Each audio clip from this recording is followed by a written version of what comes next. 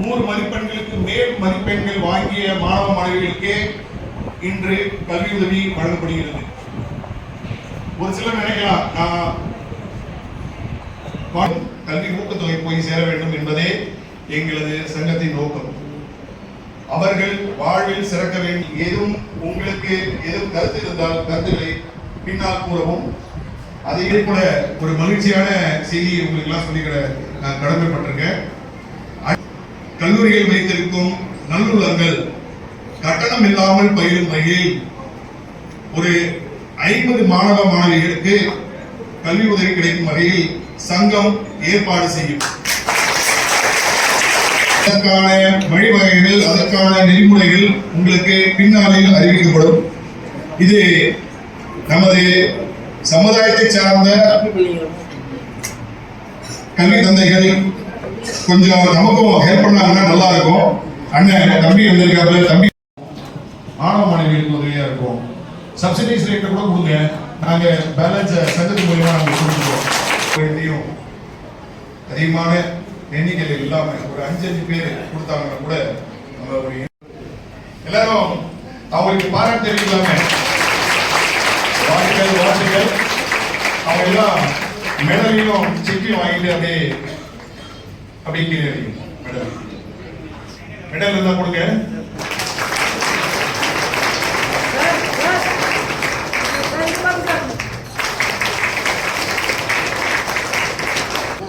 பாராட்டுகள் தெரிவிக்கப்படுகிறது.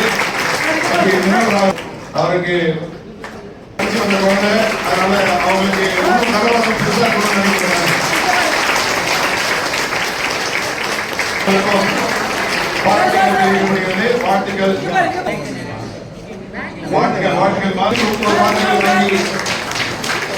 தங்களுடைய சமுதாயத்தை வாழ்த்துக்கள்.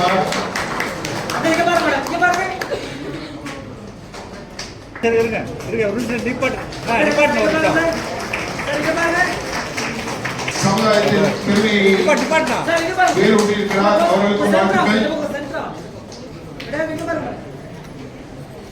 வழங்கப்படுகிறது.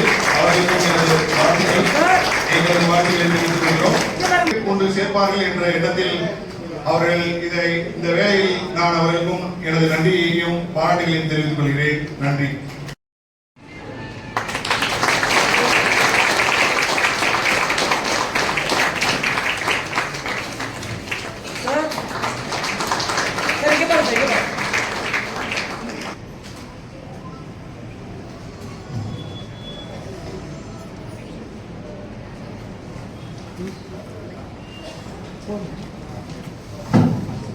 எல்லாரும் வந்து உட்காந்துட்டு நாளைக்கு அவர் ராவணன் சொன்ன மாதிரி நீங்க வந்து நல்ல இன்னைக்கு ஊக்கத்தொகை வாங்க வந்திருக்கீங்க கல்வியில, நீங்க அதை படிச்சு திருப்பி நீங்க வந்து நல்ல பெரிய லெவலுக்கு வந்தவன நீங்க ஒரு 5 பேருக்கு செய்யணும்ன்றது வந்து அவர் சொன்னாரு. உண்மையா ஒரு நல்ல விஷயம்.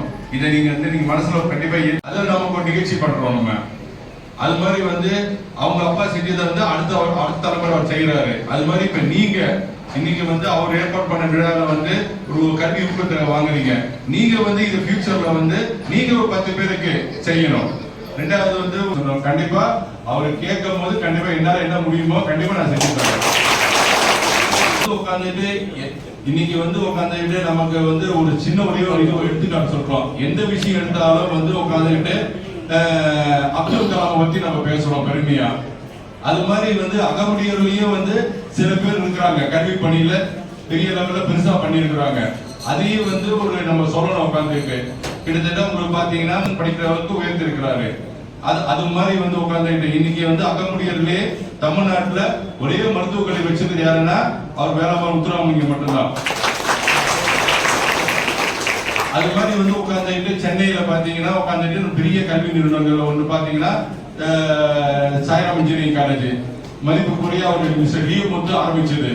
இன்னைக்கு வந்து ஒரு சென்னையில வந்து ஒரு பெருமைக்குரிய ஒரு கல்வி நிறுவனங்கள் ஒண்ணு அந்த கல்வி நிறுவனம். அது மாதிரி வந்து உங்களுக்கு சொல்ல போனா இது மாதிரி வந்து நம்ம சமுதாயத்திலேயே இன்னைக்கு கல்வி பணிகளை சிறப்பா செயல்படுத்துறாங்க. அவர் தலைவர் சொன்ன மாதிரி அந்த நிறுவனத்துல வந்து கண்டிப்பா வந்து அவரோட ஹெல்ப்போட நீங்க கண்டிப்பா அவங்க ஒரு என்ன சொல்றது ஒரு ஃபீஸ் எவ்வளவு கம்மியாவோ இல்ல ஃப்ரீ சீட்டோ கண்டிப்பா அவர் சொன்னார்னா கண்டிப்பா அவங்களும் ஹெல்ப் பண்ணுவாங்க. அதே நீங்க தலைவர் மூலியமா கேளுங்க. ஏன்னா அவங்கவுங்க சில செஞ்சு கொடுக்குறாங்க. இன்னைக்கு நீங்க உடையார் சமுதாயம் இருக்கட்டும், அவர் ரெட்டியார் சமுதாயம் இருக்கட்டும், எல்லா சமுதாயத்திலயும் நிறைய கல்வி நிறுவனம் வச்சிருக்கிறாங்க, அவங்கவுங்களுக்கு பண்ணி தராங்க. ஆனா நம்ம சைட்ல வந்து ரொம்ப கம்மியா பண்றோம். அது வந்து தலைவர் இந்த விஷயத்தை முன்னெடுத்துருக்காரு. இன்னைக்கு அந்த விஷயத்தை முன்னெடுத்து 282 நீர்நிலைகளை முதலமைச்சர் 27 லட்சத்திற்கும் மேற்பட்ட மரக்கன்றுகளை நட்டு அவர்களால் நீங்கள் பரிசு மற்றும் பாராட்டு பெறுவதற்கும் இந்த சபை பெருமிதம் அடைகிறது. சுற்றுச்சூழல் ஆர்வலரான இருக்கிறது. தண்ணீரே வராமல் கைவிடப்பட்ட பல்வேறு குழாய் கிணறுகளில் தண்ணீரை வரவழைத்திருக்கிறார். கென்யாவில் பல ஏக்கர் அல்ல, பல ஆயிரம் ஏக்கர் பரப்பளவு உள்ள ஏரிகளை, வறண்ட ஏரிகளை நீர் வரவழைத்து உலகத்திலே நிறுவனம் செய்கிறார். இவருடைய சேவை பூரியில் வந்து மிகப்பெரிய விவசாயம் இருக்கும். 2018 கஜான ஒரு புயல் வருது. அந்த புயலுக்கு முன்னாடி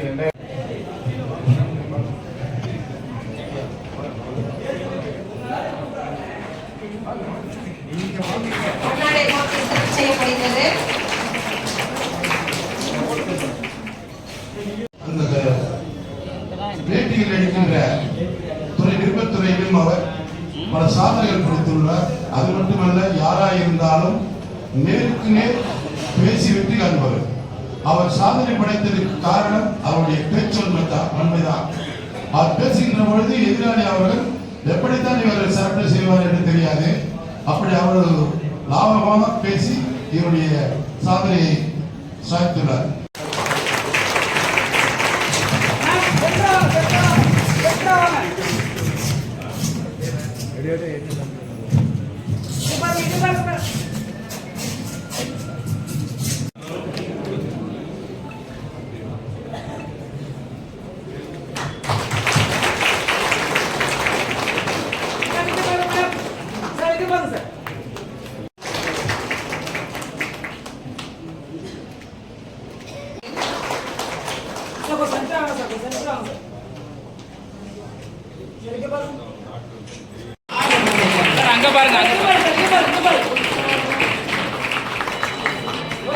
அடுத்து ஜானபிரியா 10,000 ரூபாய்க்கு உள்ள செக்.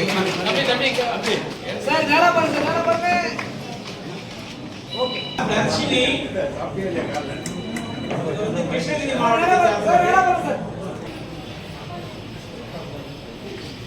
அதே மாதிரி ஸ்டேட்லயே அதிக மதிப்பெண்.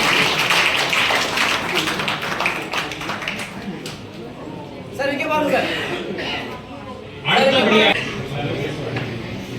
அடுத்தபடியாக பிரியதர்ஷினி இங்க பாருங்க சார். Thank you. எல்லாம் நேரா பாருங்க. ஸ்மைல்.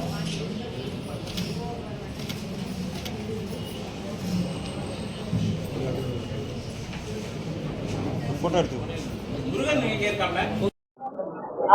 பார்க்கலாமா? அனைவருக்கும் வணக்கம்.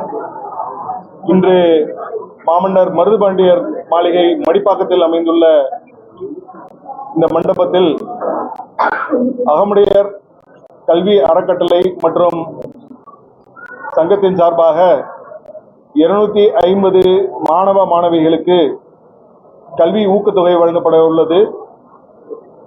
அதே போல இது தென் மாவட்டத்தில் ஒரு 150 மாணவ மாணவிகளுக்கும் ஆக மொத்தம் இந்த ஆண்டு 400க்கு மேற்பட்ட மாணவ மாணவிகளுக்கு அகமுடையர் கல்வி வளர்ச்சி சங்கம் மற்றும் அறக்கட்டளைகளின் சார்பாக கல்வி உதவி வழங்கப்பட உள்ளது.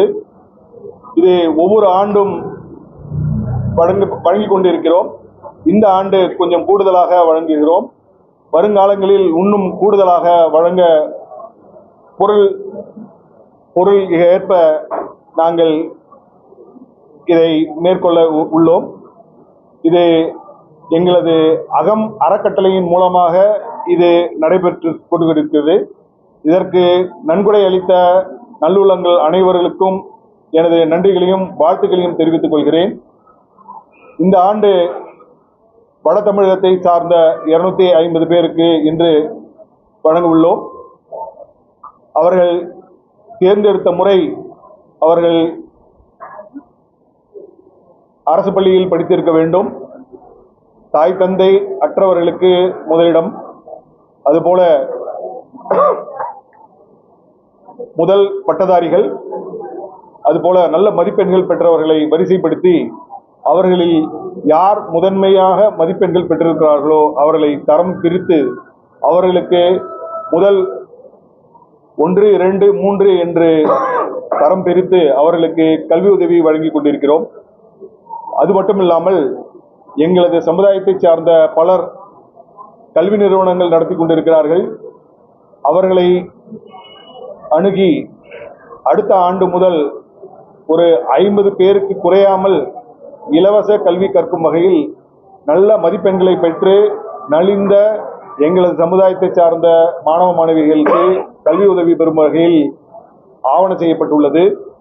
அதுபோல அவர்களுக்கு தனியார் நிறுவனங்களிலும் அரசு நிறுவனங்களிலும் கல்வி பயின்ற பின் அவர்களுக்கு வேலை வாய்ப்பு ஏற்படுத்தும் வகையிலும் எங்களது அறக்கட்டளை செயல்பட்டு கொண்டிருக்கிறது.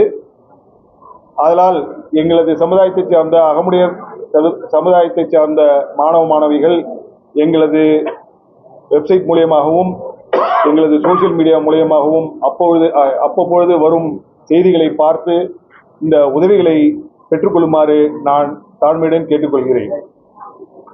ஏதாவது கொஸ்டின் இருந்தா இப்போ வந்து இந்த மாணவர்கள் எப்படி தேர்ந்தெடுக்கிறீங்களா? எங்களுக்கு சங்கத்துக்குன்னு ஒரு பேராமீட்டர்ஸ் இருக்கு. அதுதான் நான் சொன்னேன் இல்லையா, அரசு பள்ளி, மதிப்பெண்கள், தாய் தந்தையற்ற குழந்தைகள், வருமானத்துல கம்மியா இருக்கிற குழந்தைகள், அது இல்லாம முதல் பட்டதாரிகளுக்குன்னு ஒரு மதிப்பெண் கொடுத்து அந்த மதிப்பெண்களுக்கு ஒரு கட் ஆஃப் கொடுத்து அந்த கட் ஆஃப்க்கு மேல வாங்குற குழந்தைகளுக்கு மட்டும்தான் நாங்க கல்வி உதவி கொடுக்குறோம். அந்த மாணவர்கள் எப்படி தேர்ந்தெடுக்கிறது? ஆமா, அது மாவட்ட வாரியாக எங்களுக்கு பிரதிநிதிகள் இருக்காங்க. அந்த பிரதிநிதிகள் மூலியமாகவும் எங்களது வெப்சைட் மூலியமாகவும் எங்களது சங்கத்தின் மூலியமாகவும் அவர்கள் வந்து எங்களுக்கு மனு அளிப்பார்கள். அந்த மனுவை பரிசீலித்து அவர்கள் இந்த நாங்கள் இன்னைக்கு 250 பேர் கொடுத்துருக்கோம்னா எங்களுக்கு கிட்டத்தட்ட ஒரு 700-750 பேருக்கு மேல விண்ணப்பம் கொடுத்துருக்காங்க. அதுல ஷார்ட் லிஸ்ட் பண்ணி அதுல கவர்மெண்ட் ஸ்கூல்ல படிக்கிற குழந்தைகளுக்காக தேர்ந்தெடுத்து தான் நாங்கள் கொடுக்குறோம்.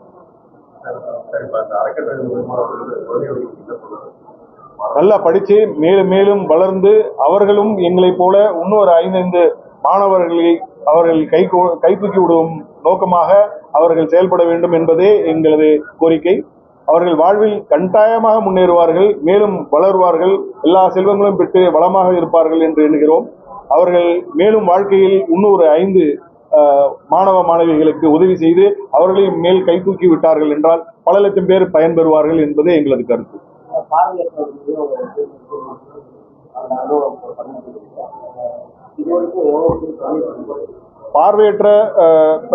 பார்வையற்றோரோட குழந்தைகளுக்கும் நாங்கள் முன்னுரிமை கொடுக்கிறோம்.